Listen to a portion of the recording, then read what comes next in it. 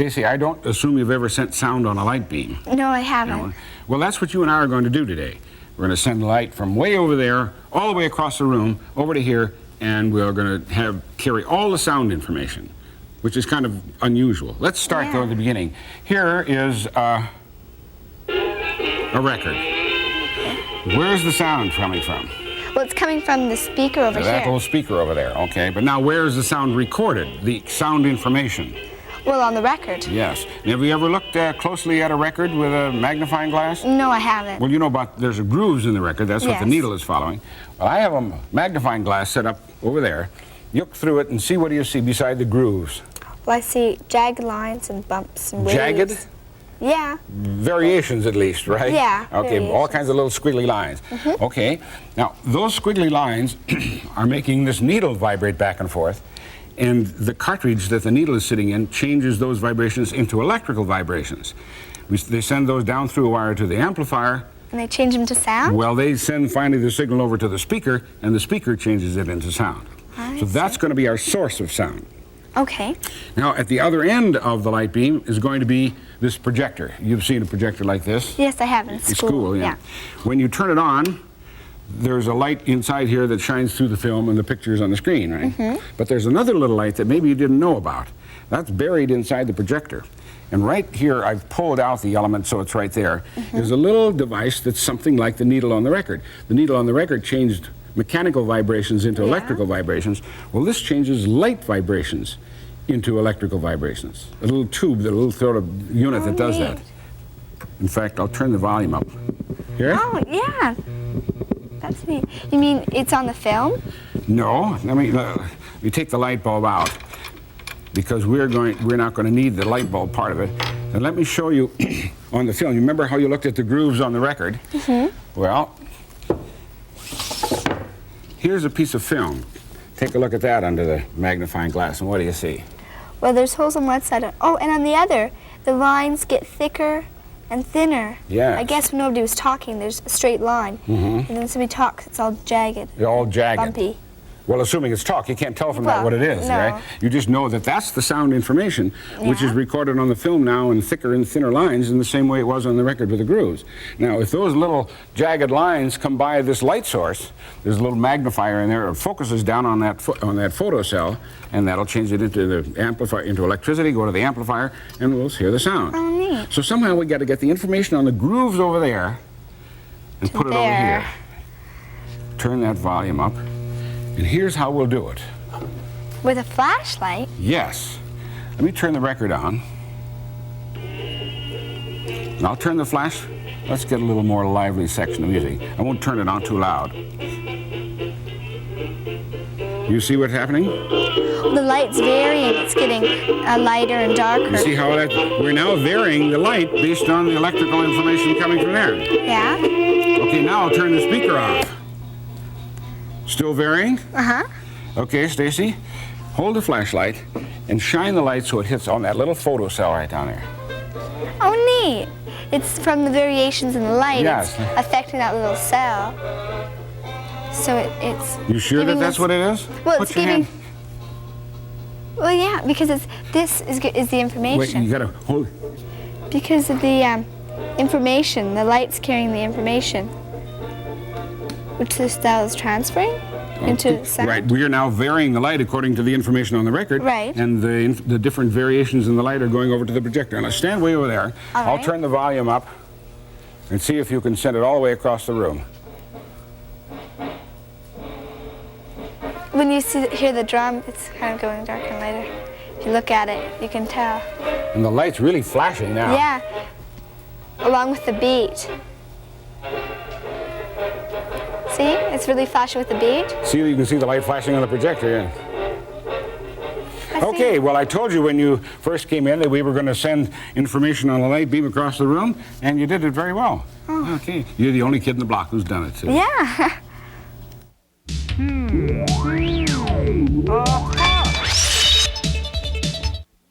Darren, here's a simple optical illusion that you can try on your friends if you can draw a simple table like this one, you see it? Okay. Now, what you do is you have to decide whether this can cover, say a plastic cover from a can, will fit on the table.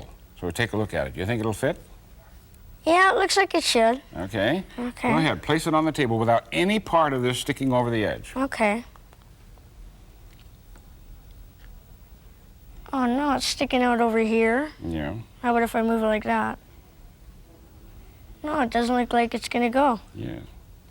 Now, the reason why that optical illusion works is when you look at a drawing of a table like this, you don't assume this is a parallelogram, which is what it really is. You're thinking of it as a rectangular surface or a square surface like the top of a table, because that's the way you normally. Yeah. So you're adding dimensions to it that aren't really there. So what you want to do is get a can cover or checker or any kind of thing like that, measure the distance, make it just a little shorter, and then draw this trapezoid, and you'll be able to fool your friends with a very simple but effective optical illusion. Oh, I see.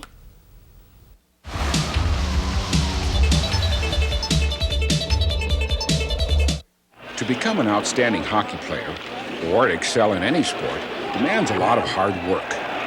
Players improve by following their coach's suggestions. The coach observes how the players perform and gives advice based on past experience with the sport. But little is known about how the stress of competition is reflected in the function of an athlete's body and how that could affect his or her performance. At Michigan State University, Dr. John Downs, team physician for the ice hockey squad, set up a program to find out. 3 times a week, before, during, and after the hockey season, players were given stress tests by running on a treadmill. The faster the belt goes, the faster he'll have to move to keep up. Electrodes on his chest send electrical signals to this machine that measures and records the activity of his heart. The squiggly lines tell the physician how well the player's heart is functioning. Dr. Downs wanted to see if a player's heart would increase in efficiency as it was exercised more during the season. A player's physical fitness was also measured by collecting his exhaled air in large bags. Technicians could determine how well the player's body was utilizing oxygen by analyzing the exhaled air with this machine. Blood samples were checked for levels of substances called lactates, which are produced when muscles utilize energy. The player with a lower level of lactates after strenuous exercise has been able to recover more quickly. All this information about a player's conditions was gathered in the lab. What about during the stress of an actual game? Obviously, Dr. Downs and his staff couldn't string a wire from a player to their instruments, so the signals from the electrodes were sent to a small radio transmitter strapped to the player's back. All during the game, player number 27's heart rate is radioed to the machine up in the press box.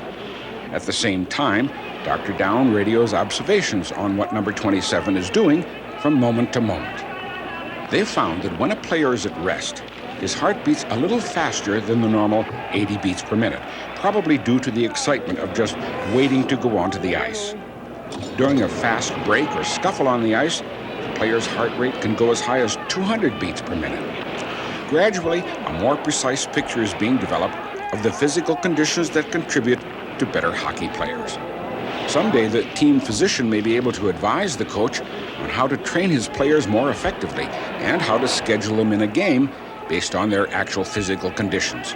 Right now, it's a new frontier in sports medicine, collecting the information that will help determine what makes outstanding athletes.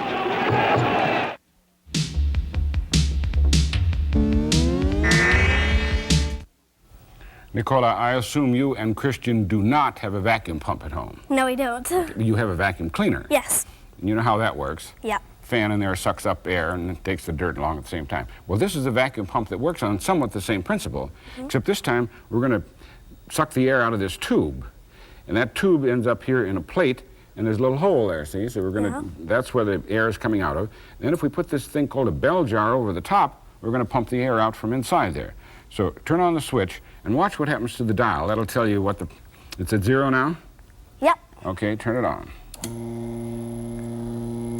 10, 15, 20. So now that tells us that the pressure is that much lower inside. Now turn it back on and watch the dial again. Or turn it off.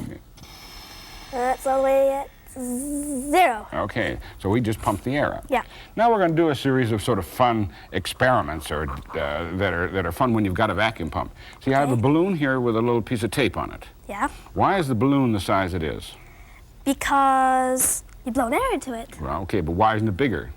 Because you didn't Because I didn't blow enough air in, Right. right? Okay, well, actually there are 3 different kinds of pressures involved with a balloon. One, the air that you blow in. Yeah. Then the stretchiness of the balloon itself. And the other thing is the outside air pressure pushing on the balloon, Oh. right? That's out here? Yeah, the air that's all around here like this, called atmospheric pressure. Now, your hand is smaller than mine, so I'd like you to take the balloon and stick it to the side of the bell jar up real high. Okay. Okay. Now, what will happen when you turn on the vacuum pump and pump away the air from around the outside of the balloon? Will it get bigger? You think so? Yeah. All right, try it. You can see what's happening to the vacuum here, and look what's happening to the balloon. Watch it. It's getting bigger. I wanted you to tape it to the side so it wouldn't get in the way of the hole, but it's obviously still working, right? Yep. It Up won't there, pop. there it covered the hole in the balloon, or the hole in the plate, so turn it off.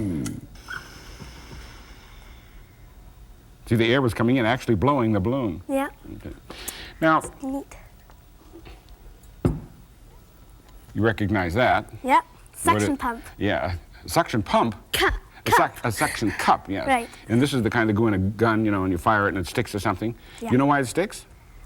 Because it sucks in the air and then the air outside pushes it Yeah, well, out? actually, it doesn't suck in the air. What happens when you push against it, it pushes the air out. And because this is elastic, sort of flexible, it tries to spring back. So it creates a partial vacuum inside there. Oh, okay. Then the outside air pressure pushes it in. Now, I licked it earlier, so I'll lick it this time. Okay, I've put it on the front of the bell jar. Now, what'll happen when you pump away the air from around it? Will it fall down? Shouldn't Okay. it? All right, try it. Notice it doesn't right away because we already have a partial vacuum over here. Yeah. And how's the pressure? Oh, there it Fell. goes. Yeah, it fell, as you predicted.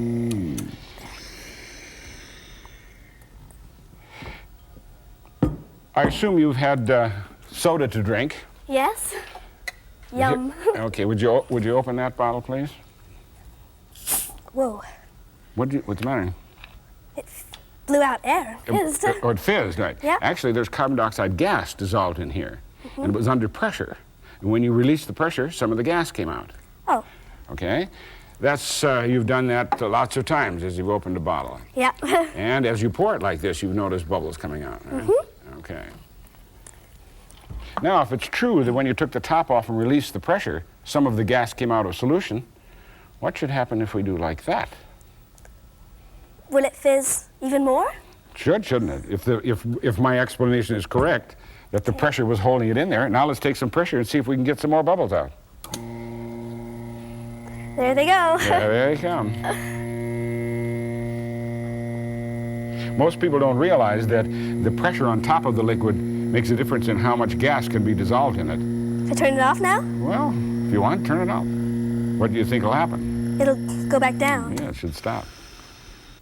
Then I have one last one, which is, I think, one of my favorites. Okay. I do hope that you like marshmallows. I love marshmallows. You do? Oh, Yeah. good. Then you recognize what those are immediately. Have one, by the way. But before you eat it, pull it in half and take a look at the inside. They're little holes. Yes, see, that's sort of a foam made out of sugar, and there are little tiny holes. What's in the holes? Air. Yes. Yeah. Can you suspect what we're going to do with them? What happened when we put the balloon and we took the pressure around from the outside of this? It got bigger and bigger and bigger. So what should happen to the marshmallows? They'll get bigger. Well, let's try it. Here's a dish. Can I eat this? Yeah, help yourself. Okay. If it's true they're full of little tiny holes and a foam-like thing, go ahead, turn on the pump. Let's see what happens. Oh no. That look weird? Have you ever seen an exploding marshmallow? No. Now, they'll only go so far because then we'll start to break them open. See, there they go. Now, quick, turn it off. And now you have collapsed marshmallows. Like prunes. Yes. Anyway, you can have a lot of fun with a vacuum pump, can't you? Yeah. Yeah.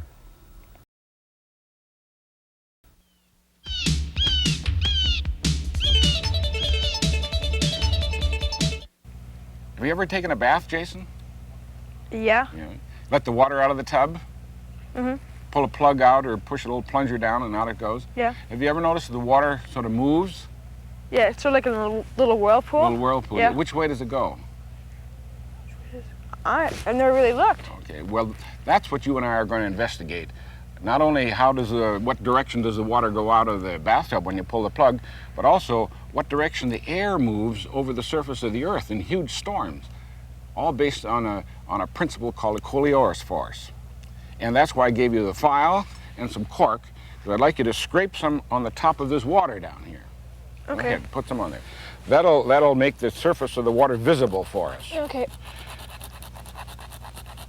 Okay, now see I put a cork down there in the bottom of the hole, A little and there's a little stopper. string on there. Uh-huh. So and we're sitting here on this push, what do you call this? I call it a sort of merry-go-round. Yeah, Push, that's what okay. it is. We're going to pretend that we're in the northern hemisphere. Okay. Which way do you think it'll go? I don't know. I have no idea, so I'll just guess. I'll say clockwise. Clockwise, okay. Grab onto the string, and I'll get you started.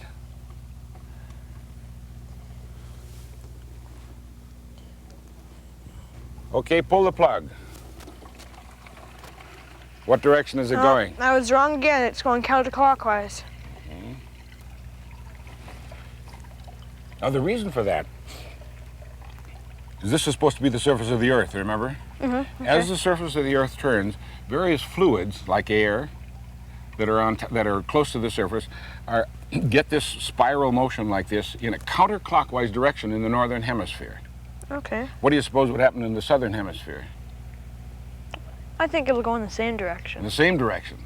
Okay, well, in order to find out, or to make the northern hemisphere go in the reverse direction, we got to set the whole thing up and I'll make you go that way. Okay. Okay?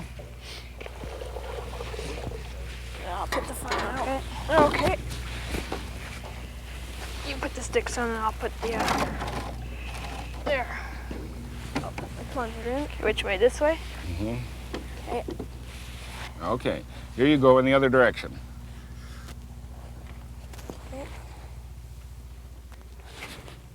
Okay, pull the plug. Which way is it going? Oh, it's going clockwise. I'm wrong again.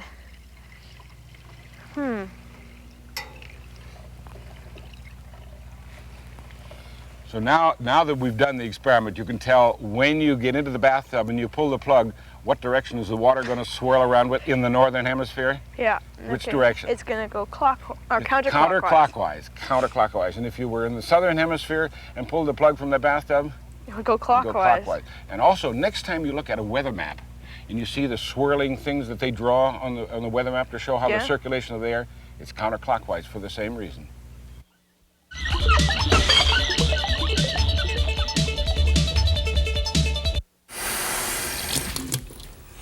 Okay, Lila, there's a clear plastic bottle filled with water.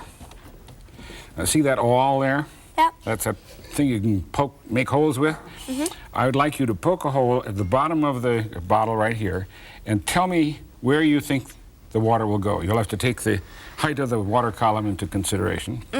I think it'll spurt about halfway. About halfway. Yeah. Okay. One small hole in the bottom.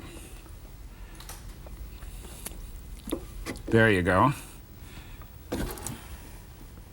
It's not coming out. Barely. Why not? I don't know. Well, now think. In order for water to come out, what has to go in? Air. And there's no air in there. See what happened when you touched it?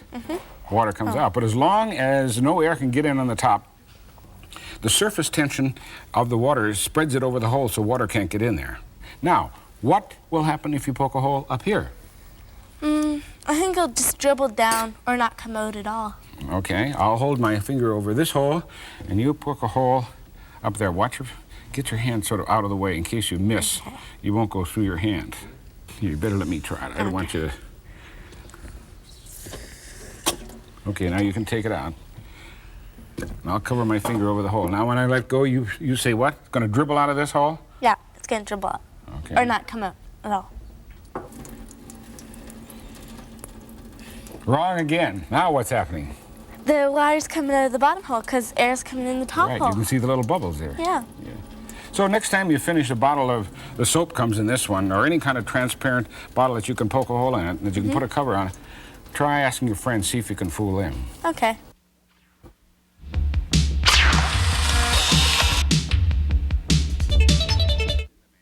That's a diamond in the man's hand, and you or anyone else could have found it.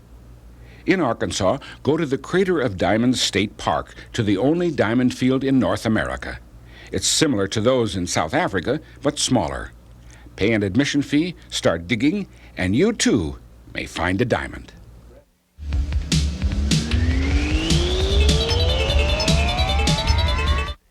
Here are 3 spoons, AJ. Sterling silver. The one in the center is nice and clean, right? That's the way it's supposed to look. These 2 have a black coating on them. That usually happens with silver. And you have to clean them. Have you ever tried to clean silver? Yeah, my mom gave me some work to do. I had to polish and polish and polish. You put a sort of gooey stuff on it, and then you keep rubbing and rubbing and rubbing. Well, the reason why that happens is because silver reacts very easily with sulfur compounds. Any kind of sulfur in the air or in various foods like mayonnaise or egg yolk and that sort of thing. And what it does is it deposits silver sulfide on the outside of the silver, and that's what you're trying to clean off. We're going to do it, but this time we're going to do it chemically. Here, take this. Here's the spoon we're going to clean. Come on over here at the stove. You see, I've got the boiling water here on the stove. Okay, what you need is common everyday household materials. There's a spoon. Put in a teaspoon of baking soda into, I've got roughly a liter or a quart of water. Okay, stir that in a little bit. Okay. And now some salt over there. Okay. Put in about a teaspoon of that. So we have a teaspoon of salt, teaspoon of soda, and a quart or liter of water. Okay, now stir that in.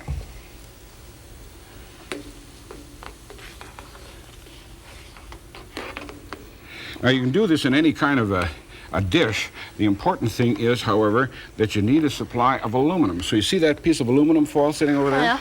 Okay, we want to put that in and just put it in the bottom. Okay, now poke it all down so that we get some of the liquid on the top. Here, you want to take that? I'll take this tongs over here.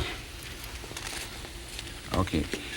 Now I say you can do this in a glass dish, but the important thing is that you have a supply of aluminum someplace, because what you're going to do is dip the spoon in part way into the solution so it touches the silver, and a chemical reaction takes place between the silver sulfide on the outside, and it takes it from there and deposits it on the aluminum foil. When you're all through, you throw the aluminum foil away. Okay. So here, take that. Let me poke it down here a little more. Hold on a minute. It's bubbling. Yeah. Well, the hot water is important because that speeds up the chemical reaction. Okay, now just take about half the spoon and stick it down here and touch the silver. Not all the way, just halfway. Now take it out, quick. Holy, it's all gone. It's already gone. Yes, that's how fast it works. Okay, put the whole spoon in. We'll. So it touches the aluminum. Leave it in there for. In this case, I didn't have too much of a coating on the outside. Okay, now here, take the tongs. Okay. And can you pick up the spoon and bring it over there, and we can compare it to the one we left on the table? Oh, missed it. There we go. There you go. Okay, it's still hot. Here, put it down over here. See that? Holy, like- it's exactly the same. All right, so now all you need to do is clean it, rinse it off with nice warm water and polish it with a soft cloth. So no more polishing of silver. Yeah. You do it chemically using water, baking soda, and salt.